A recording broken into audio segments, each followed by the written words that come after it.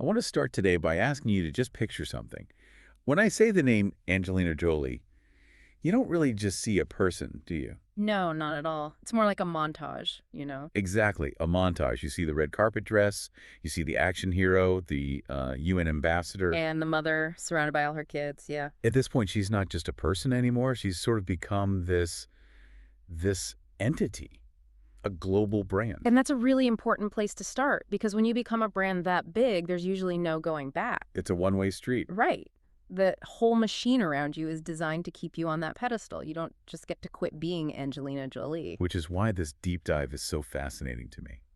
We're looking at an article called Angelina Jolie, A Pursuit of Peace Beyond Hollywood. And Oh, honestly, it reads like a blueprint for a prison break. it really does. It's an exit strategy. But not just, moving house. This isn't some celebrity buys a ranch story. Yeah. It feels, it feels existential. Completely.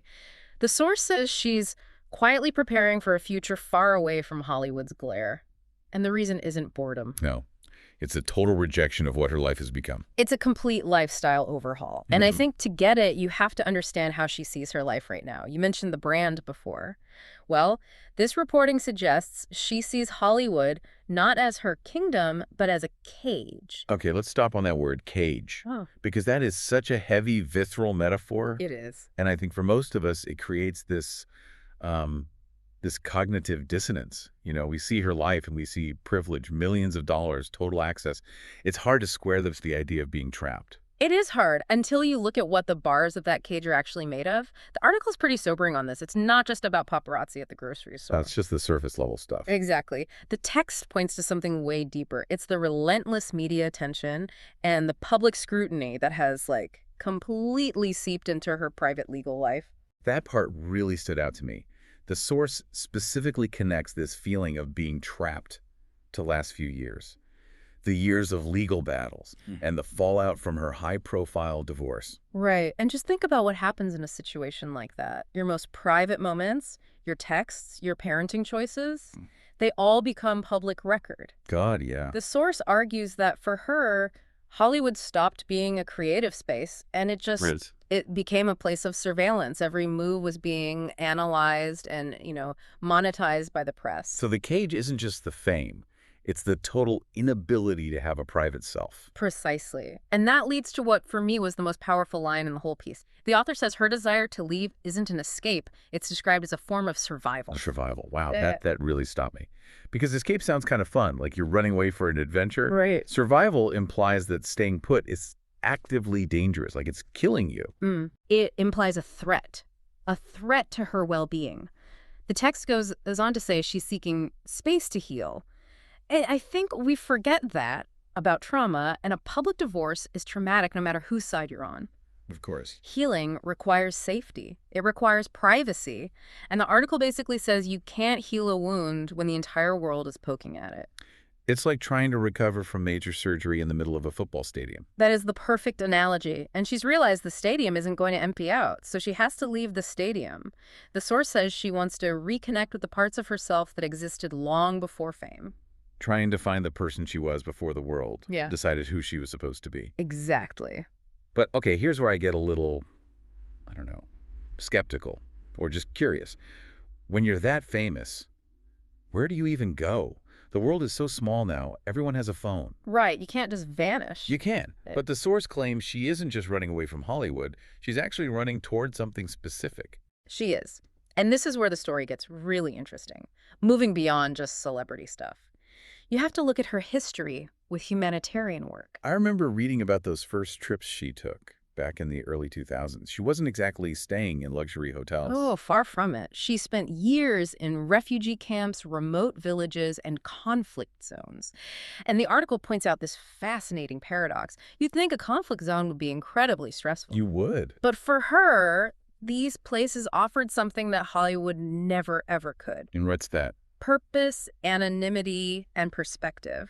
Anonymity. I mean, really. Yeah. In a refugee camp, I feel like she'd be the most famous person for 1,000 miles. Well, she might be recognized, but the context is totally different. In a village dealing with a crisis, nobody cares what she's wearing. No one's asking about her dating life. Oh, okay. The interaction is just human to human. It's about survival, about aid. The celebrity stuff just it gets stripped away because it's completely irrelevant there.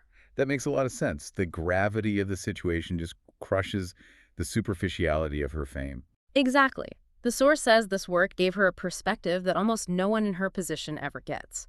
It showed her that a meaningful life doesn't need a camera crew. In fact, it might actually require the opposite. And the article mentions a specific place, a sanctuary for her. It points right to Cambodia. Yes. And this isn't some new idea for her. She's been a citizen of Cambodia for years. Her son Maddox was adopted from there. She owns a home deep in the jungle. The source calls her connection to the country deeply spiritual. So it's not just a vacation home. Not at all. It represents a totally different way of existing. So what does that look like? What does the article say her life is like there versus in LA? Well, LA is described as manic. It's meetings, traffic, paparazzi, lawyers. The source contrasts that with Cambodia, calling her time there grounded and connected to the earth. It's about silence, a slower pace where she's not Angelina Jolie, the star. She's just a mom and a neighbor. And the long-term plan is pretty nomadic, isn't it? Something about dividing her life between multiple countries once her kids are grown. That's the dream, a transcontinental life. But, and this is a huge but in this whole deep dive, she isn't doing it tomorrow. There's a massive anchor keeping her tethered to the U.S. for now. The kids. The kids. Look, every celebrity says, my kids come first, like the standard PR line. But this article makes it sound like her parenting is actually the main reason for this whole exit plan. It is. It's not just about spending more time with them. It's about the environment they're growing up in. The source is very clear. Her children are her top priority. And she sees Hollywood culture as a direct threat to how she wants to raise them. A threat? How? I mean, from the outside, you think, wow, those kids have everything. The best schools, resources. Right, but she's trying to protect them from the bubble. Oh. The source says she wants them to be grounded, culturally aware, and emotionally safe. And she believes that the whole celebrity life thing threatens that balance. Emotionally safe. That goes right back to that survival idea. It does. I mean, think about it. If you grew up in Beverly Hills, your reality is just warped. Your friends are other celebrity kids. Your value is tied to your parents' fame. The source suggests she wants to cut that cord. So it's about making sure they don't turn into, well, entitled Hollywood brats. Bluntly, yes. But it's also about safety.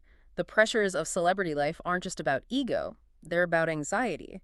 Being watched all the time is damaging for a kid. So by getting them out of that cage, she's trying to give them the freedom to mess up without it becoming a headline. That's so interesting. Usually people move to LA to give their kids opportunities. She sees leaving as the biggest opportunity she can give them. Because she defines opportunity in a totally different way. For her, it isn't the opportunity to be famous. It's the opportunity to be a whole, culturally literate human being. So we have the why, the cage, the trauma. We have the where, Cambodia, this global life. But what does this mean for her career? For us, the audience? Does she just move to the jungle when we never see her in a movie again? No, and that's one of the most nuanced parts of the piece. The answer is no, she's not retiring. But the way she works is going through a total redefinition. The source used that phrase, selective and purposeful. Right. And that's a huge difference. For decades, she was in the studio system. You do the big blockbuster to pay for the small indie film. You do the press tour. You have to feed the beast. And now? Now, the source suggests she's just done feeding the beast. Celeste Tomb Raider and more. What exactly? More passion projects. The source says she might keep directing or producing or doing her advocacy work, but, and this is the key, it has to be on her own terms. On her own terms, that sounds like the ultimate luxury. It is, but it's also about reclaiming her agency. If a project requires her to compromise that piece she's trying to build, she just won't do it. She doesn't need the money. She doesn't need more fame. So the only reason left to work is if the work itself has meaning. It's like a shift from being content back to being an artist. Or maybe even from artist to advocate. The article frames this not as her rejecting her past, but as redefining her future. She isn't saying, I hate acting. She's saying, I did that. I conquered that mountain. Now I want to climb a different one.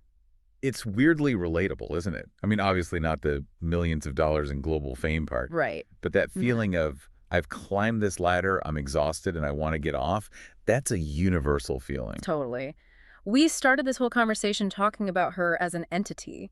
But if you strip all that away, what's the core story? It's a woman who feels burnt out and trapped by her work environment, and she's making a radical change for her mental health and her family. That's the so what of it for me. Yeah. We spend our lives chasing success. We want the promotion, the recognition. And here's someone who reached the absolute summit of what society calls success. The very top. And she's looking at it all and saying, no, thanks. I'd rather have peace. It really makes you question the goal, doesn't it? If the person at the top of the mountain is trying to climb down, maybe the view isn't what we all think it is. It reminds me of that line in the article about the value of things. Yes. The source says that in those remote villages, she found something far more valuable than fame. It's almost subversive. In a culture obsessed with being visible, TikTok, Instagram, being seen, she is putting the highest value on being unseen. And that's the whole exit strategy right there. It's not just a physical move, it's a philosophy. It's choosing the internal over the external. So let's just recap the journey we've been on. We started with the cage, this idea that Hollywood had become a place of surveillance and trauma for her. Yeah, fueled by those legal battles that took away her privacy. Then we looked at the pull of the world, how her humanitarian work showed her a different way to live. How places like Cambodia could offer purpose and anonymity. Then we talked about the driver, her kids, the desire to break that bubble and raise them as citizens of the world. And finally, the redefinition of her work, moving from just being in movies to being selective and purposeful, calling her own shots. It's a fascinating case study in taking back your own story. It really is.